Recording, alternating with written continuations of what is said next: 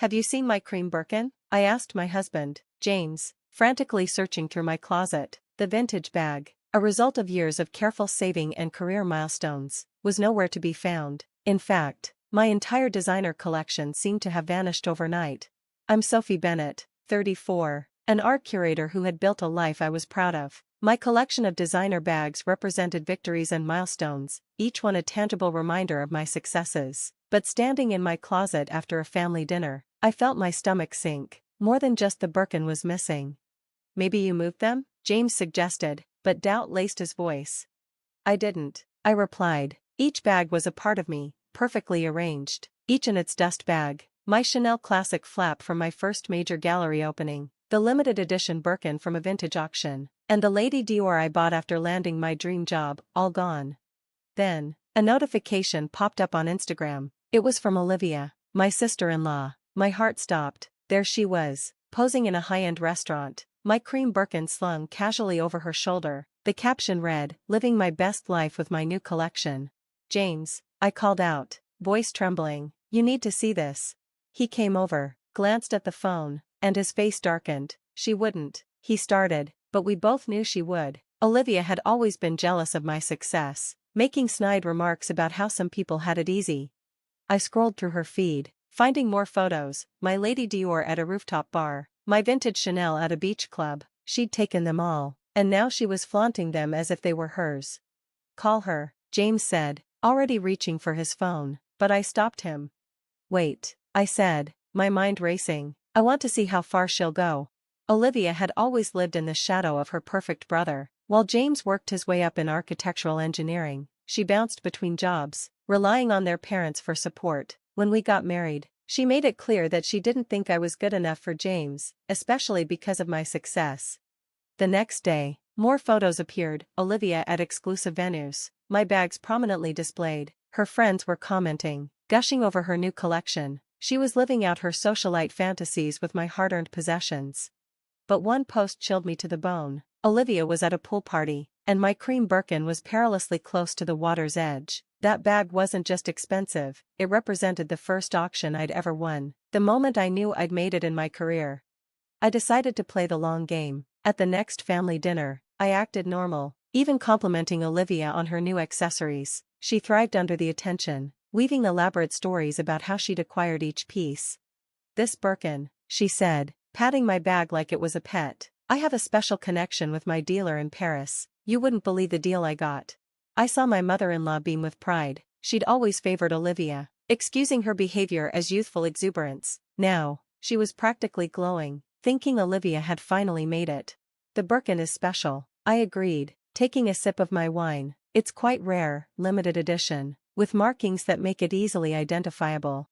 Olivia's face flickered with unease, but she quickly recovered. Well, that's why I had to have it. Quality when I see it. That night, Olivia posted more photos, but there was a desperation to them. She had to keep up the illusion, despite my subtle reminder about the bag's unique features. Then, the moment I'd been waiting for arrived. A notification popped up. Olivia's latest post showed my cream Birkin, now sporting a large red wine stain across its front. Her caption was a messy collection of crying emojis and a dramatic story about an accident at a charity event. I watched as comments flooded in, her friends offering sympathy and cleaning tips, but I knew better. That stain wasn't an accident, it was panic. My words about the bag's identifiable features had spooked her, and now she was scrambling for an excuse. It's time, I said, showing James the post. He nodded grimly, understanding the next steps. I had all the evidence, her social media trail, the theft, and now the deliberate damage. But this wasn't just about the bags anymore. It was about years of manipulation, of her trying to tear me down while simultaneously copying everything I had. As I prepared my next move, I thought back on all the times Olivia had tried to undermine me. She'd told James the first was new money and didn't understand class. She'd whispered to his parents that my success must have come from connections rather than hard work. Well, now she was about to learn just what kind of connections I had, and how costly her little fashion show would turn out to be. I picked up my phone and made 2 calls, one to my insurance company and one to my lawyer. Olivia's game was about to take a very different turn. Looking at her latest post again, I allowed myself a small smile. She had no idea that while she was playing dress-up with my bags, I was orchestrating something that would change our family dynamic forever. Sometimes, the best revenge isn't swift or dramatic. It's watching someone slowly realize they dug their own grave, one designer bag at a time. The next morning, as my lawyer compiled the evidence from Olivia's social media spree, an urgent text lit up my phone. It was from her. The Birkin had an accident, but I can totally fix it. Know any good cleaners? I left her message unread and focused instead on an email from my insurance company, confirming what I already knew. My collection was covered for theft and damage, but filing a claim would require a police report. Perfect, I thought. You don't have to do this, James said softly as I prepared to leave for the police station. We could handle it within the family. I turned to face him. No, James, we've handled things within the family for too long. That's why she thinks she can get away with this. At the police station, I laid out everything: the theft, the social media evidence, the deliberate damage. The officer raised his eyebrows when I mentioned the Birkin's value. And you can prove these items belong to you? He asked.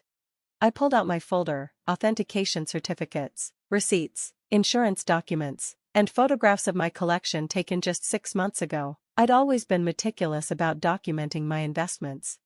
As I finished filing the report, my phone exploded with notifications. Olivia had posted again. This time, it was a tearful video about how accidents happen and true friends understand. Her friends flooded the comments with heart emojis and sympathy, completely unaware they were witnessing evidence of a crime.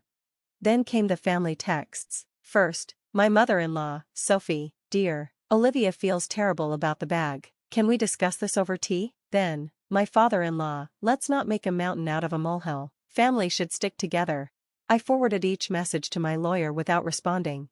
That afternoon, Olivia showed up at my door unannounced. Her eyes were red, either from crying or expertly applied makeup to look distraught.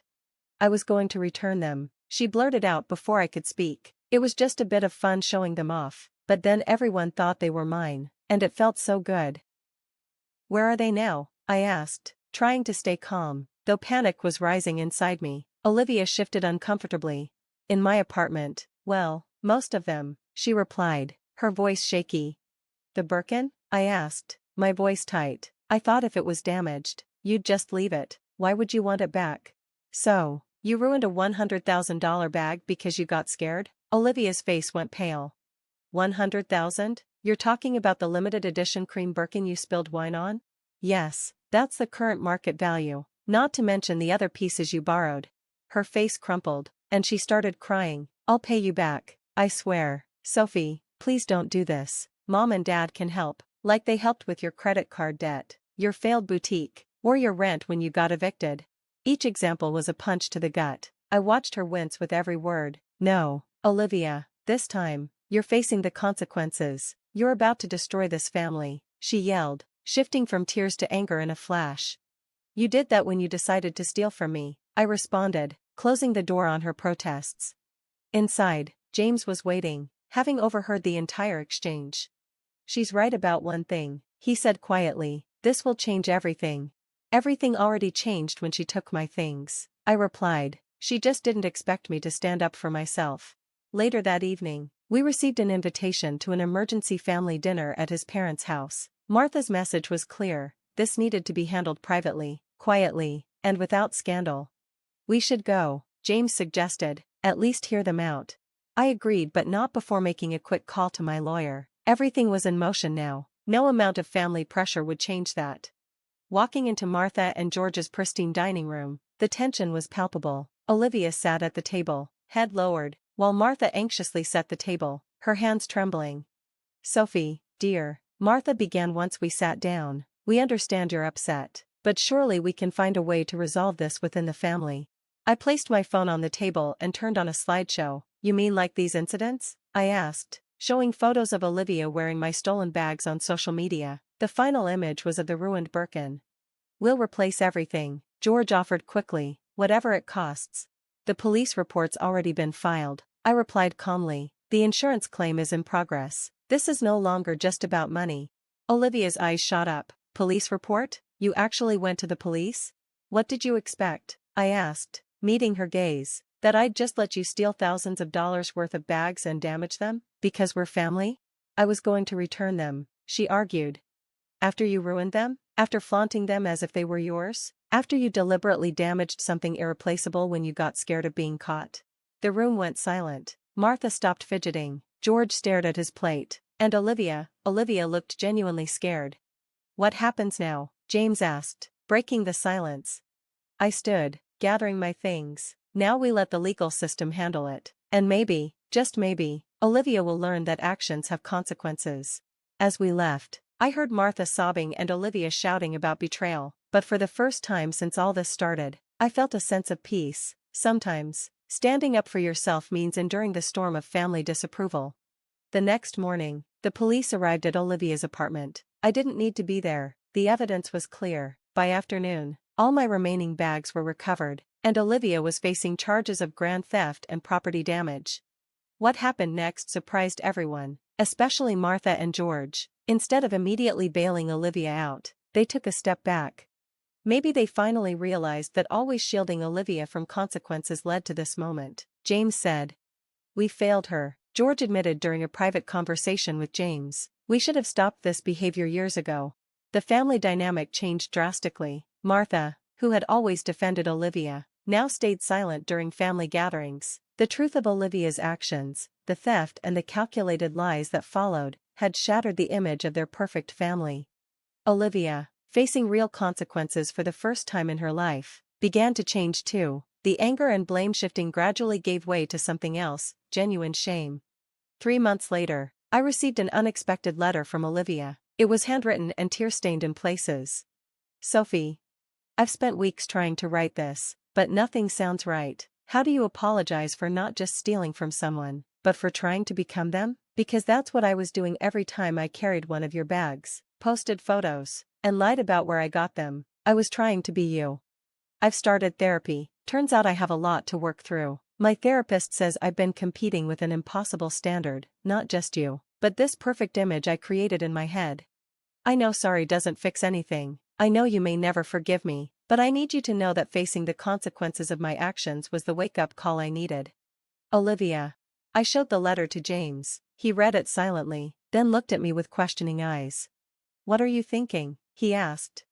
I'm thinking, I said slowly, that real change deserves a chance. The charges weren't dropped, but that wasn't my decision to make. I did, however, write a letter to the court about Olivia's efforts to make amends. She was given probation and mandatory counseling, along with a repayment plan for the Birkin. 6 months later, Olivia invited me to coffee. She looked different, more grounded somehow. She had a job now, a real one, at a local art gallery. The irony wasn't lost on either of us. I start at the bottom, she said, stirring her coffee, filing, answering phones, but I love it. For the first time, I'm building something that's actually mine. I nodded. That's how it starts. I used to be so jealous, she admitted. You made everything look easy. I never saw the work, the years of effort. I just wanted the end result. Nothing worth having comes easy, I replied, thinking of my own journey. Our relationship would never be the same as before. Too much had happened, but something new was growing, something based on honesty and respect, rather than competition and resentment.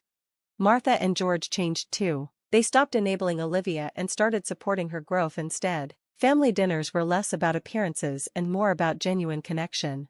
As for my designer collection, I still have it. The Birkin may be gone, but each piece now tells a different story, not just of professional milestones, but of standing up for myself and refusing to let family ties bind me to toxic behavior. Last week, Olivia handed me her first paycheck from the gallery for her repayment plan. She said, I know it's just a fraction of what I owe, but it's a start. I smiled and finished for her. Sometimes, the happy endings aren't about things returning to normal, they're about building something better from the ruins of what was broken. Olivia's actions had shattered our family's facade, but in doing so, she made space for something real to grow. Looking back, I realized the real value of my designer collection wasn't in the bags. It was in the lessons they taught us about worth, respect, and the true meaning of family. Some lessons come with heavy price tags, but their worth is measured in growth, understanding, and the courage to change. The Birkin may be gone, but what replaced it? Genuine respect, honest relationships, and real personal growth, worth far more than any designer bag could ever be. Thanks for watching. See you again in the next video. Stay stunned.